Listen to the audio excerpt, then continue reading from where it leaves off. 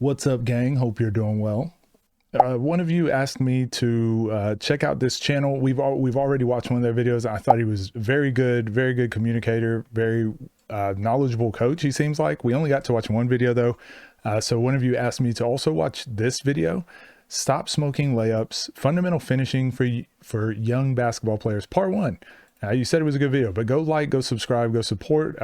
Like I said, I definitely want to check out more of his videos and have a watch with you guys and give you my thoughts. Featuring Colin Pearl. Side, then to the side here, forward, backwards, everything 10. Looks like incorporating some just strength and conditioning plyo work into the session, which I really like. I don't know if he does this for warm-ups or if this is for this specific player, but this looks very good. Let me look at the description, because last time he put completely in the description what they do. No, didn't on this one. Go. Oh, I didn't even realize he had the band. But I think these resistance bands, I think these things are so good for athletes. Resistance band, foam roller, all that sort of stuff. And then teaching them how to utilize them. So look at my feet. I never come back to here. If I'm going forward, it's here. I keep the band taut. If it's to the side, it's here. If I go back, it's here. But from here. So it seems like he has a very good understanding of plyos, strength and conditioning, and how it applies to basketball. It seems like, I don't know, but just from this little snippet, this is stuff that I learned away from basketball, from football coaches, from strength and conditioning coaches. Like, I learned this completely separate from basketball. So the fact he's incorporating it into basketball, which is something I learned to do, just apply it to how does this apply to basketball and your basketball trainings? How can this help your athletes? Very good. The band is not going to really do anything for you. So fight the band from the beginning and just letting them know that where you're holding that tension for the band, it's your glutes. So hold there and keep that band. Come back to that same stance where you started at. There you go. It's trying to pull you back in. You got to fight against it. Fight against it. So this is really good glute activation stuff. Definitely helps. Close. Definitely helps with the athletic stance stuff I always preach. And this is stuff I worked and I trained, because then it does make your athletic stance a lot easier the better you can do this. So good.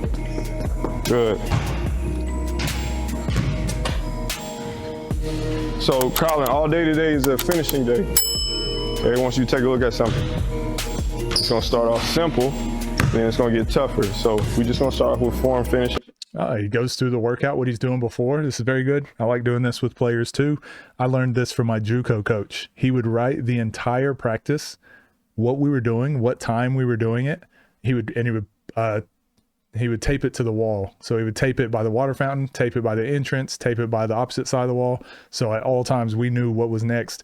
The reason he did that was for efficiency. So as soon as we finished the drill, we knew what the next thing was. And he also didn't want us saving ourselves for later. He wanted us to like utilize all of our energy, knowing that we're doing shooting right after sprints. We're like, oh, we can go all out on the sprints because we're going to be shooting next. We're not going to go from sprints to full speed play, right?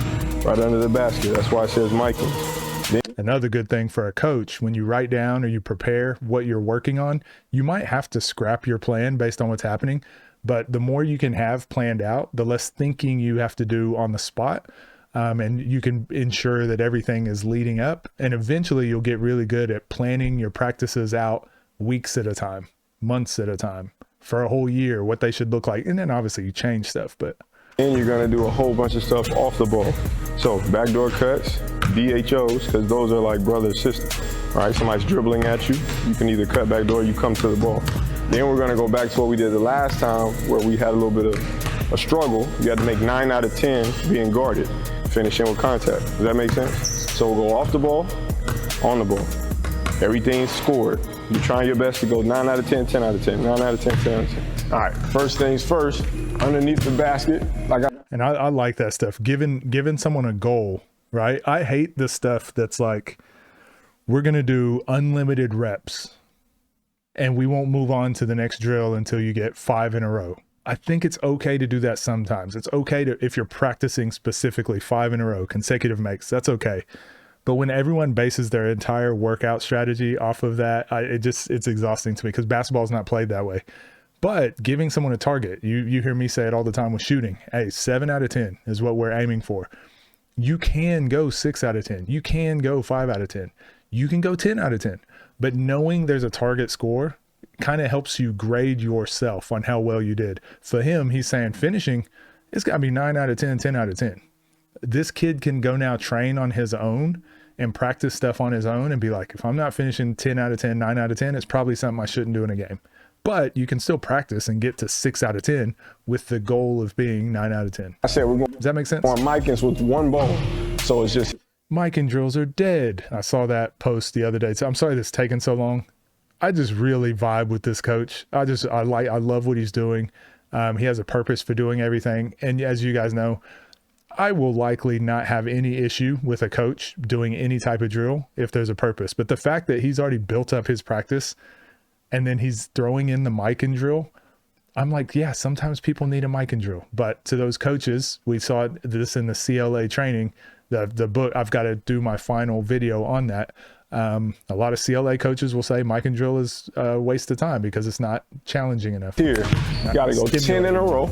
If you miss it, you start over. After you make 10 in a row with one, we'll take 2. You'll lay with one, have to catch it, and then lay with the other. 10 in a row. Ready? Come on. 1. Again, I usually do this with a time limit. All right, you got 1 minute. See how many you can get. And then whatever score the player gets, that's their score. So I might be working with a under 12. And the reason I do this because I just work with a vast number of athletes, pros, new players that have never touched the ball before, whatever. You get your score. 10 in a row already sets the standard of like, damn, 10 in a row. You already got to have a certain skill level to be 10 in a row. But I just give them a minute. You got 1 minute to make as many as you can. Some kids get 3, some kids get 30 or 50. Depending on what they get, that's your score. We're trying to beat that score every time we do this now. 2, good, jump, jump, jump. 3, you going for finesse. I want you to be focusing on power today. 4, 5, 6, 7. Here's what I mean. Like you're on the ground and you're like spinning it back and forth. You're focusing on placement because it's going to get blocked in a game if you just focus on touch every time. You got to elevate so you can finish over guys. Get up. 2, good, get up. 3, good, get up. 4, get up. 5, yep. 6, 4, right here. You're getting further and further away. Start here, under the. You can also teach to do this with like not letting them move. Stand under the rim, they got to catch the ball. Reach out, finish, reach out. And that's a good way to get them to finish outside their body. And also keep them from getting further and further away from the basket like what's happening now. I like this. 2, 5. The basketball's down here by our waist because now that creates more motion with our arms on the finish. Hold them high, hold them high, hold them high. 2. This is very good for just like ball control, general ball control. You can tell this kid's worked. Like this is not easy. Right hand, left hand, right hand, left hand. You can tell he definitely puts in the work. Much respect. Young Colin, was it? 1, 2, 3. And again, this is the boring, like if you don't, he must love this. If you don't love this process, you're gonna have a ceiling of how much better you can get at basketball. And out here, and we're trying to just spin it. Keep focusing on your legs and jumping. Jump up to finish. 2, same thing, jump. Good, 3. You got it, find your rhythm. Find your rhythm. The same, 1. Jump off. Reverse Micans. This is what I mean. Like people will say Mican drill is dead. I'm just like, there's so many different ways you can do it and add variability and challenge. It's one of the best drills there is. I promise you this, you will get so much. You can get so much mileage out of the Mican drill. 2 more. And it's something that just gets skipped so often. Good, 2 basketballs. Next one. Good. 5, happen. I like it. 1 shoot. Because that took, I mean, it's 5 minutes on here, but you could start off every practice like that. And once the kids have kind of mastered it, as a coach now, you can say, hey, first 5 minutes of practice, first 7 minutes of practice. I'm going to put 7 minutes on the clock. You got to get through your band work. Everyone's going to get through their Micans. And me and the assistant coaches, that's where you can spend that time. We're going to talk. we're going to play. I'm going to show them the practice plan. Hey, we're going to do this and we're going to here. My goal today is this. We're trying to do that. You can have those conversations while the kids are now getting to the point where they're leading these sessions. They're getting themselves going. I always like doing that sort of stuff because yes, the mic and drill is one part of it, but now you can do the leadership, the communication, them self-organizing, just all that sort of stuff. Build that team ownership, some ownership of it. And then once they get bored or whatever, you spice it up, you change it up, but whatever. That sort of stuff is really good for beginning practices. Take one step towards me though, and then cut back door. Everything is full speed, as fast as you can. So like meaning, let's say you make a layup and then you jog back out to the next spot and you're outside of 3, you can put your hands on your knees like this. You can stand here for 3 seconds. You can catch your breath. You can do. I love this, coach. I'm the exact same. It's just like, you'll get some coaches that will say, when we're doing this drill, go 100% the whole time and blah, blah, but it's like, that's impossible. I just want you to improve at this skill. So when you're going, go 100%. I don't care how fast you run back to the line. I don't care how quick. I don't want it to be, let's not get good at the drill. Let's get good at the skill. So just like in a real game, there's times where you can stand, and I wouldn't teach people put their hands on their knees, but if you're doing it to bait the defender, maybe it's something you can do. I would do it all the time. I'd be like, yeah, I'm just boom. No, I'd take off.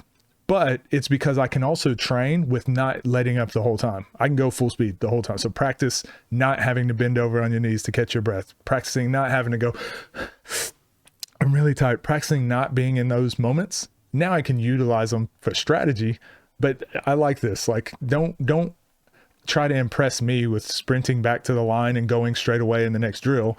Catch your breath, because when we're going 100% full speed. We want to increase the ceiling of how quickly you can play, but it's got to be controlled. Whatever you got to. If you can only do 5 full speed before we lose complete control, we don't need to do 6 and then 7 and 8 then 9. We've already reached the wall that we're going to hit today. Let's move on to something else. But as soon as you look up at me and I dribble towards you, you have to take a hard step and then back cut as fast as you can. Does that make sense? As we go around, your first 5 finishes are all with your right hand with no glass. So I don't care. I like this too. Just stipulations on what type of finishes. Again, this seems very like a CLA style approach of putting constraints on things, like changing it up. He's got to think about how he's got to finish. Next time, maybe he's like left hand off the glass. I like this stuff. We're on that side of the court. You're backdoor cutting and you're finishing with your right hand, no backboard. When you come back, all 5 finishes are with your left hand, no backboard. Got it? Good. 1, 2, off 1, off 1, off 1. Do it again. Yep. The quickest and the fastest thing is what we want right now. It's a back cut. There's no help. You beat your man. Finish. Ready? Go. We got to watch more of his videos. If you guys can, if you like the stuff that I teach and preach, these are the types of trainers we need to be supporting. Again, I don't know about his paid program and all of that sort of stuff, but just the thought process and the way he coaches and teaches, like, these are the individual trainers we need to be pushing. Okay. Not the fancy over the top like handles and flash, but just the way. Yeah, this is very good. Quickest and the fastest. Get up. There you go. Next spot. Wing. And those of you that watch all of my breakdowns, you'll see like these are a lot of the things I teach, right? Like, no, just the quick. We're teaching speed. He's teaching speed layups right now. If we're doing speed layups, we got to be as quick as possible. If we're doing power layups, or if we're doing Euro step, or if we're doing different types of finish, there's other things you can do, but be very intentional with the type of layup you're teaching and trying to get. Free throw line extended. All right. You don't need any spin on the ball. Just jump up. Come on. 2 out of 3.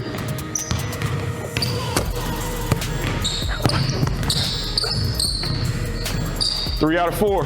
Corner. And it's funny, he's not even he probably doesn't even have to do any sprints after this practice. Like, this is an intense practice, man. A lot of energy expended. Like, he did some band work early on. Like, this kid will be feeling this. This is a great workout. Ready? Left hand. Good. 2. Backboard. Down and back. Push, push, push. 8, 7, 6, 5, 4, 3, 2, 1. Again. I just said he didn't have to do any sprints, and here he is. But this is probably punishment for how many shots he made or missed or whatever. Ready? 10 seconds. Down and back. Go. 10, 9, 8, 7, 6, 5, 4, 3, 2, 1. Rest. Rest. Next one. Same finishes, but you're using the backboard every time. Good. 3. 5, 5. This is a lot. And what I mean is, like, this is a workout that you could do with a professional player. Like, this is the stuff I just don't understand why some high-level athletes need to be doing just this basic stuff. But instead, we see them all with the cones and the goggles and the just so much over the top. But, like, this is what most of their basketball will be. Let's see what else he has for this workout. Good job. Way to get to that left side. 2 for 3. Good. Oh, now playing off the handoff. Finish. 1 dribble. Take 1 more bounce. Oh, he said take 1 more bounce. Hold on, let's see what he teaches here. Good job. 1. Because anytime we can take 1, I want to take 1. Play. Right hand. Good job.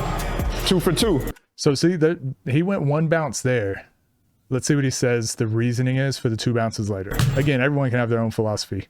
I'm just thinking if you are saying, I will say, get there in 1 bounce as often as possible, because if you can get there in 1 bounce, adding another bounce is easy. It's the same as what he did earlier with the backboard. Finish with no backboard. But if you want to make it, probably use the backboard, right? So finish, give them a reason. But then when we turn that into any other drill, I'm like, hey, still try to do 1 dribble, be as efficient as possible. Then when we get into stuff where if you try to do 1 dribble and you mess up and accidentally do 2, well, that's fine. You gave yourself that leeway. Good job. But when you say 2 dribbles, now you mess up and take 3 and give yourself leeway, like that's a dead play. Still getting to your right. So let's see what he says here. Still 1 dribble. Good. Finish. Still 1 Take dribble. 1 more bounce. Take 1 more bounce. Look, watch my footwork. 1, 2. Ah, he's a crossover step Andy. We don't like these types of people. Watch my footwork. The kid's been getting there in 1 bounce the whole time, though. That's what I mean. I don't mind it. I like the 1 bounce. 1. So crossover step makes you take 1 bounce. 2. 2 to get into your proper footwork. But onside step, you can get there in 1 bounce. See how easy that is? Corner. You're 3 out of 5. And so I don't know if you guys watch my other channel, but if you watch the game, it's a recent game that it might get posted the same day as this, but it's Moon versus Lurks, and they played in the UK. And I explain in that game of 1-on-1 why it's important when you're playing elite defenders that 1 less dribble and that extra half a step matters. You're going to see multiple times that Lurks gets by Moon and he's already beat him, but he takes an extra dribble and an extra half a step to get his footwork right, and then Moon gets a block or gets a chase down steal, something like that. Whereas if he just went with the 1 dribble into his gather, before Moon wouldn't even been able to make a play on the ball. So that's where I'm different. I haven't seen it taught that way most often, but when we watch the best players in the world, they kind of intuitively do it. So I'd be interested in having this conversation with him. Why 2 dribbles over 1? Why more rather than less? Because it's easier. Let's train the hard way first. We can always do it the easy way. Left hand. So he still went 1 dribble. Left hand, all left. Going back. So he still went 1 bounce. This is what I mean. I think this is probably something he could clear up. Be very stringent on if it's 1 dribble or 2 dribbles. But again, these are conversations these are high level conversations. This whole workout has been great. The way he communicates, the way he was prepared, sounds like they have like a rapport as well. Look how hard this kid is working. This is a great session. And this is what I wish skills trainers were. It's just, if you ask me like, oh, is this guy a skills trainer? It just seems like a coach. He just seems like a good coach. I don't know. And I don't know him. So I'd be interested possibly having a conversation with him, just asking some of his philosophies and stuff. But this was a very good video. Like I said, please go like and subscribe. Only 20K subscribers. I feel like these are the channels, these are the types of coaches that need to be, I wish they were more popular than a lot of the more gimmicky types of trainers and whatever, but it is what it is. So it's our job to hopefully kind of change that narrative and push the other trainers forward. Yeah, I thought this was great. I thought this was awesome. If you guys can prepare your sessions like this, even if you're doing drills that I wouldn't agree with, like, again, there's some contentious points in here. I don't agree with the 10 makes in a row thing as much. I don't agree with 2 dribbles instead of 1, like, but those are conversations that are easy to have. And he probably has a philosophy of why. And then I'm like, oh, okay, that's fine. Yeah, that's just where we have different philosophies. That's okay. But just the overarching, like, learning and teaching, this is great. This is amazing. So yeah, thank you guys for recommending this video as well. I probably won't react to many more videos just because, like, now I want you guys to go to their channel and watch their videos. I don't want to just be siphoning views. So I definitely like them. I'll put them on my website and I'll put them on. I'm making a new page to where, like, the trainers and the coaches, like, where to go for good information. I'm making a list because that's one of the most requested questions I get. So I'm going to make a list of kind of trusted and just good trainers and whatever to get information from. This is very good. Thank you.